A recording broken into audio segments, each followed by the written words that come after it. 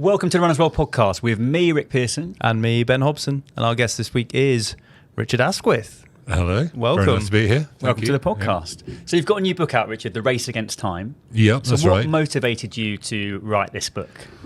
Well, I guess I started finding running a real struggle. So, I've been running recreationally for about 40 years, but, getting into my late 50s, I started getting not just all the stuff that all runners experience of getting slower and slower and a bit less motivated, but, injuries as well. And, I'd get one injury and it would take ages to heal. And then, I'd come back and I'd be a bit weaker and need slower and I'd get injured again. And I was just becoming feebler inside as well. I just, which I think a lot of runners find. You just almost stop enjoying it. And then I remember having one injury, and I think it's my sister said to me, "Look, you just got to stop it. You're too old to be a runner anymore." Yeah. And I thought, well, that's a depressing thought. Running's been a big part of my life for such a long time. And then I just sort of wondered, well, am I too old to be a runner? What happens? Some people can't carry on, don't they? I mean, we've all seen some old people at the back of races. So I thought, and I talked to a publisher about it because I was just finishing another book, and I said, surely there's a whole thing to be done about the secret, how you get to run in later life. So that's how it started off. It was just, could I get my running mojo back? Yeah. But I didn't really know where it was going to lead at that point. And it led, obviously, to the World Championships. You went full gonzo and became a Masters runner. You represented Great Britain, Richard. I did represent Great Britain, which is, just to be clear, is not something that could normally happen. But you can. So basically, with Masters, it's enough just to be a Masters runner, and then you can apply and anyone can apply. I mean, all you have to do is just shell out the money and do it. I mean, I think most people would be deterred by why pay money to humiliate yourself, because the best Masters are unbelievably good. I mean, it just is mind-boggling. They're as far ahead.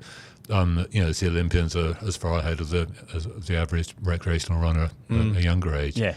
But I did end up doing that. That was absolutely not part of the plan, though. I mean, when I started it was just going to be a book about, more like one of those sort of science books, like Alex Hutchinson or someone like that does so well. Yeah.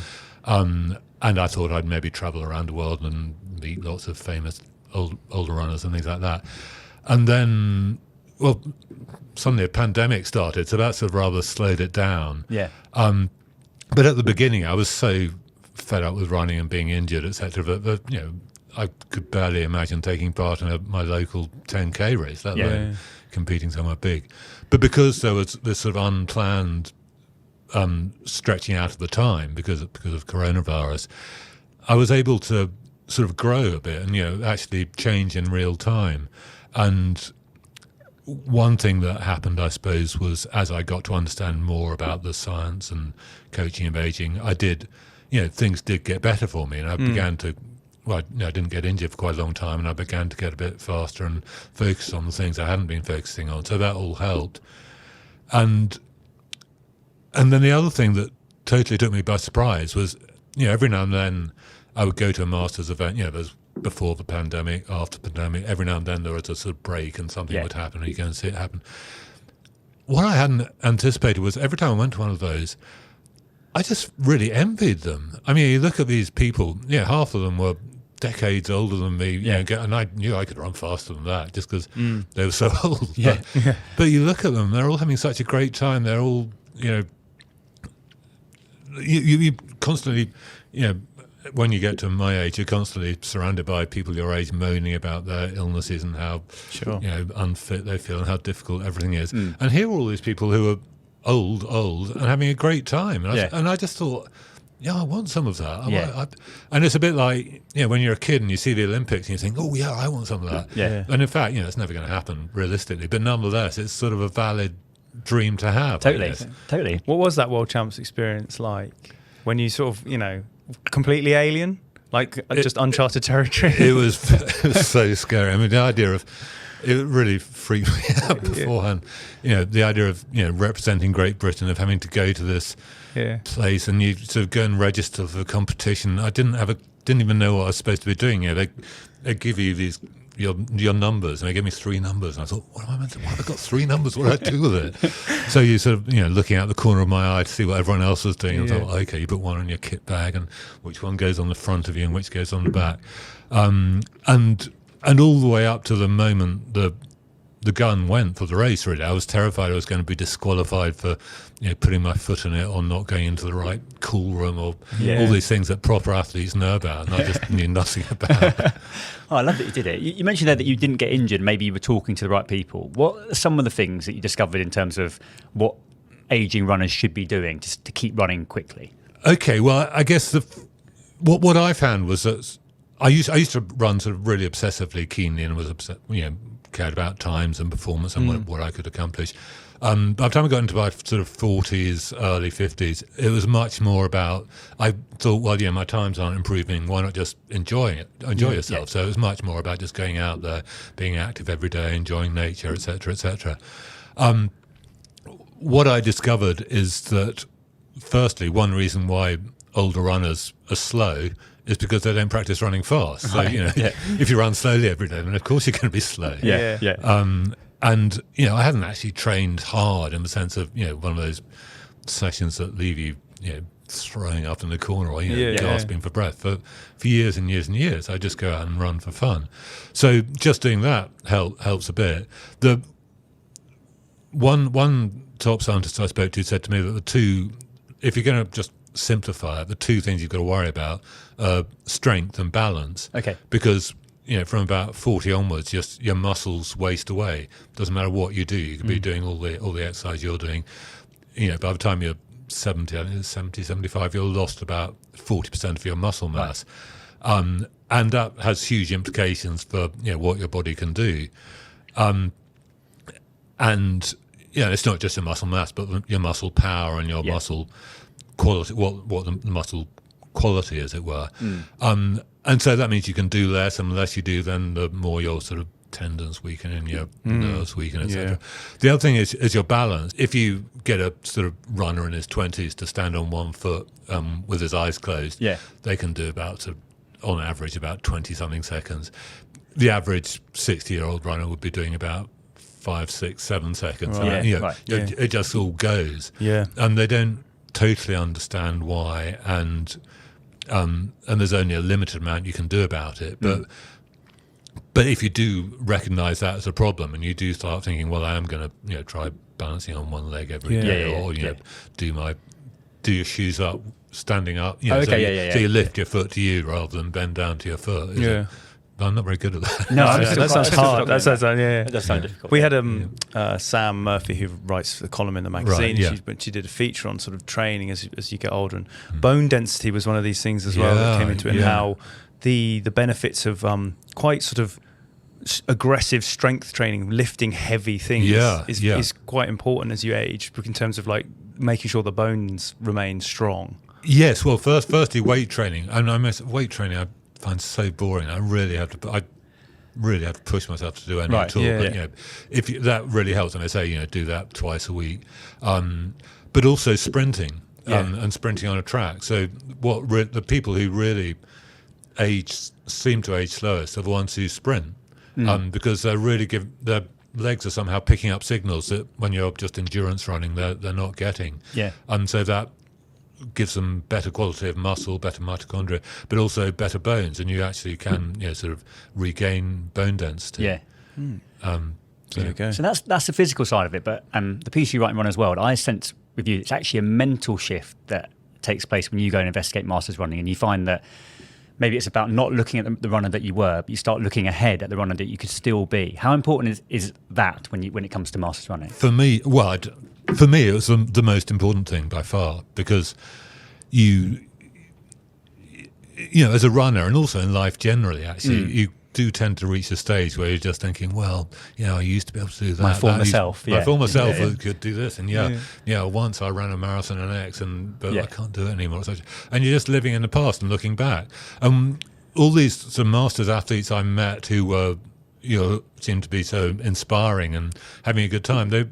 Some of them had never run at all before, for example, so they didn't even have a past to look back on. Yeah. Others have been running all their lives that maybe had been interrupted by injury, or they failed to do some of the great Masters runners didn't quite make the Olympics, for example. Okay. And then so what they did in the past is sort of irrelevant. I remember one old 87-year-old New York marathon runner, I think, sort of saying to me, other people always say to me, I used to be, but I still am. I'm doing it now. And I think until you get into that frame of mind, it's very hard to feel positive about your training or about your racing or anything, because all the feedback you're getting is, well, it's okay, but it's not as good as what you were doing exactly. a year ago. We talk about your books and running, and you've written books very much centered around just the joy of running. And you've talked about how you just would run for the sake of it, but perhaps slightly to your detriment now that when you get to the stage where you want to run fast, you've just been running slowly for the pleasure of it. And as someone who runs everywhere slowly for the pleasure of it, warning bells are going. But how did you sort of, how's the balance now between those two things for you? It's tricky. I mean, when I knew I had the World Championships coming out, I was sort of taking it a bit more seriously. Yeah. I lapsed very easily into my sort of lazier habits of just going out for. Sometimes I sort of go out for a run and think, right, I'll do some repetitions when I get to that hill or something, and then by the time I get there, I think, sort of maybe tomorrow instead. So it's all very sort of disorganised in terms of me. But I think I remember having a conversation with a coach and saying that I didn't really care about my performance. All I really want to is just carry on going out spontaneously, enjoying nature, etc. And the conclusion we reached was, if I want to do that, I've got to start taking it seriously. And it's not ideal. It's just the price you pay for being old.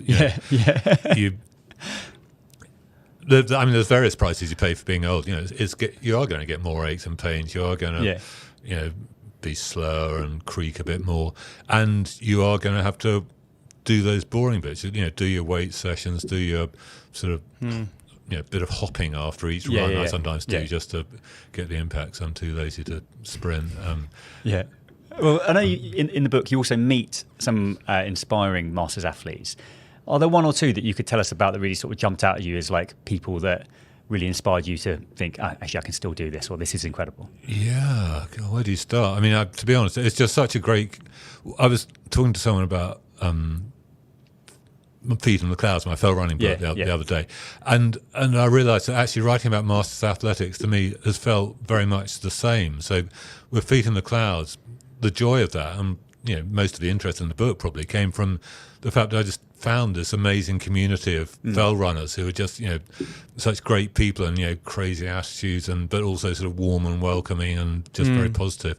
And with the Masters athletes, it felt very similar. That I'd assumed that Masters athletics is just sort of some grey world where people who can't think of anything better to do, carry on doing sport because when they can't do it properly anymore. But in fact, it's totally different from that. It's people who are embracing life, and they're not just embracing looking forward as runners. They're looking forward generally. And so, inspiring runners. Well, I mean, one person who I do find very inspiring is a lady called Angela Copson, who, like me, is from Northamptonshire. I think she started running just before she turned 60. I think she ran her first marathon a couple of days before or after her 60th birthday. She's now 75. She's won about literally dozens of world goals. She's set world records at 65, 70, etc. And it's not, she's. Well, what I like about her is she's just a great, cheerful, modest person, very kind, no airs and graces, etc. And she, just collects all these medals and puts them in a shoebox under her stairs or something like that, doesn't it? But I mean, she's seriously good. So I mean, just to give listeners an idea, I think at 75, her 5,000 metre time, but I mean, you can compare that with 5K in a park run, is sub 23 minutes, which I think a lot of people were very happy to do that at any age. And I mean, I don't know if I could beat her over some distances, perhaps, but only it's very much a proper athlete, and you slightly wonder, supposing she'd had the opportunities that most men get when they're younger, maybe she could have been at the Olympics or something like that. I'd imagine. Yeah, true. Yeah. That untapped resource. Someone who finds running later on in life. Totally. They say, right, so you could have been brilliant. This is the Runner's World podcast. You say in the Runner's World article, one of the things that you have to get over as a masters athlete is the fear of humiliation. Yes. Can we talk about what is that fear, and how did you personally get over that fear of humiliation, putting yourself out there in the world champs? Well, I mean, I don't know how you guys started running, but I think a lot of runners, when you start, when you're younger, there is that first stage of thinking, well, I don't want to go out running. People will laugh at me. And you sort of sneak out under cover of darkness. When you know, which in fact is what Angela Copson did when she first started running at 59. But what I found is you go through your 40s and you get slower, and then you start getting injured, and then you sort of get to this stage of life where also perhaps you suddenly think, I'm getting old. Life is my life's behind me generally, and you lose your confidence, actually. I mean, I remember going out running with some younger runners on Dartmoor, and I realised I wasn't just struggling to keep up with them. I was just becoming feebler in every way. I was thinking, this downhill is hurting me, and I'm cold and all this. And I never used to be like that. What's happened? And then eventually you think that, especially if you haven't been running for a while and you're much slower than you used to be, well, I could barely bring myself even to go to a race. And I remember the first time I actually competed formally as a master, I think it's a Veterans Athletics Club 10,000 metres championship. And I drove to Wimbledon and parked in the car park at the park. I thought, I don't want to do this. I'm going to drive home again. And then I said, and then you sort of go out and try it, and you find, well, actually, what are you so scared about? One, which is always the case with running, and it's the case when you're young as well. No one gives a toss whether you make a fool of yourself or how slow you are, or etc. But I think that does become a bigger issue when you're older, and that was sort of one of the things that made me feel that I should try this World Championship thing, to get it and drum it into me that people can think what they want. I'm old. I want to be a runner. I'm going to do it. It's very liberating, actually. Yeah, it's really liberating, and not just in running, but again, that sort of spills out into your life. Take more risks just generally, and to do things that you would not have done previously for risk of feeling mildly humiliated or. Yeah, I think so. I mean, they say that as you get older, you sort of stop caring about what people think, which I think you probably do in some ways. But I think with physical things, you do get this sort of this nervousness. What's always attracted you to documenting the running? And in terms of, you talked about feet in the clouds and fell running, and how you've sort of found that, and what makes you feel compelled to tell those stories? I don't know. I spend a lot of time thinking I really don't want to write about me or my running, and why should anyone be interested in my running at all? Sometimes it is, I suppose, it is a way of writing about other people. So, with the fell runners, for example, I think other people had written things about fell runners before, but if that person hasn't tried it for themselves and tried it in some depth and intensity themselves, they can't really get so much inside the heads of what those other people are experiencing. And I suppose with the older runners, I felt very much the same, but I didn't want to be just on the outside watching from the stand. I mean, there's one chapter in the book where I actually am just sitting in the stands watching, and everyone else is doing stuff, and I'm just thinking, it's pathetic. I'm just sitting here because I got a slightly dodgy hamstring, and all these other people are doing things, and people who've been through amazing, terrible things, and just they're just so indestructible, really.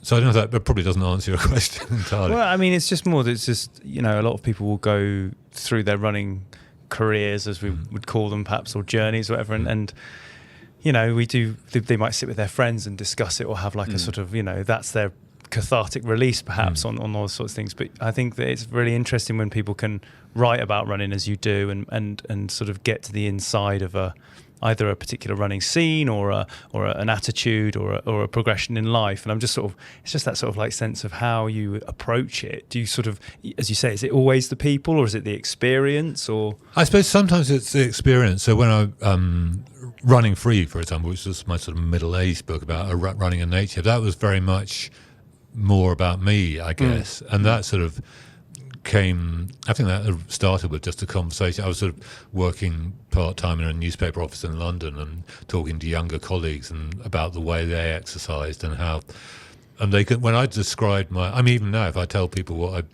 did for my morning run, they sort of back away. Because it's kind of off-road, boggy. It's off-road, boggy. I mean, to me, it just seems perfectly normal because it's what I do. And, I go out before, this time of year, go out before it's light. I sometimes have a head torch in my pocket, but I don't use it because I don't like head torches, and you just sort of feel your way through the icy puddles. No, I don't have a watch. Yes, no. Richard, me and you. Sorry. I've got a Casio, but that's... There's a church clock near where I start, so I sort of look at the church clock if I can see it, and then sometimes look when I come back. Yeah. And you just go off and get muddy and cold and wet and fall over a few times sometimes. But the... you get used to that, and it's not a problem. But my younger colleagues, it was like I was some sort of crazed survivalist. What do you mean? You didn't have showers, you didn't have apps, you didn't have headphones, etc. So I wrote this sort of back to nature sort of book, which some people didn't like. I mean, some people really hate it, and some liked. But for me, that was just was about me. So that was my sort of self-expression book. Yeah. I find it very relatable. I'm sort of in the phase of that right now. I think that I very much enjoy took myself off of Stravas and took off watches and just go. I live quite near Epping Forest, so I just go and run in the forest. And do all of that. And I think it's very interesting talking to you now about this, and in terms of like I'm very much in that period where that's the sole aim of a lot of my runs is just the enjoyment of that process. But also now. The warning bells about the future me. We're all masters. Because in my running free days, I would say, the most important running aid you can possibly have is enthusiasm. So if that infuses you, which I think I can well imagine it does, then it's keeping you out there and it's keeping you fit. So that's a lot better than just forcing yourself to do the same thing again and again and again and getting more and more demotivated. Finally, Richard, what about next challenges then? Would you be tempted back to the Fells? Would you be trying to win the Masters? I think it's great to have a challenge. I very much do need a challenge, I think, to make me start training seriously again. I'm sort of tempted. One of the things that really impressed me when I was researching the Race Against Time was these guys who can do stuff on the track, and the whole sort of running 400 meters in less than your age club, which is something you're probably you are both too young for, but I think you have to get exactly. But when there's this sort of sweet spot when you get to your mid-50s, if you're a man, you get to your mid-50s, and it can be done up until I think the oldest person ever to do it was 90, and doing 400 meters in 90 seconds. Wow. But only one person's ever done that. But that's a real challenge, because I don't think I could go under 60 now. Yeah, it's really like it's pretty punchy going under a minute. Actually, really, really punchy. But the whole idea of running fast on the track, you sort of. I've been for years just thinking, track, whatever, it's just running. I do this tough stuff on the mountains. Yeah, but I'm sort of almost coming round the other way, seeing it the other way around, and I can keep going all day and all night. Keep going forever if necessary. But running fast, whatever, 400 meters, 800 meters. I mean, it's horrible thought. Yeah. So maybe that's what I should be aiming for next. There we go. Well, what about you? How do you feel about doing that? I like it, but I don't think I've got a chance till I'm, like say, till the 50s. And I'd have to get hugely quick. I'd have to be quicker at 58 than I am at 38 to do it. I think that's start training. That's it, isn't it? I think some of it is expectation, isn't it? You kind of think, I'm doomed to slow down, but actually the messages in your book suggest that actually you can arrest or even reverse that with the right mindset and the right training. So you certainly. I mean, you speak to some people. Well, I think I probably have, even by my low standards, sort of turned things around quite a bit in terms of time. And the other great thing about sort of being a Masters runner is sort of looking forward to your next big birthday. You're thinking, only 2 years to go, I'll be 65. yeah, exactly. And you sort of forget that all the other runners your age are also getting older.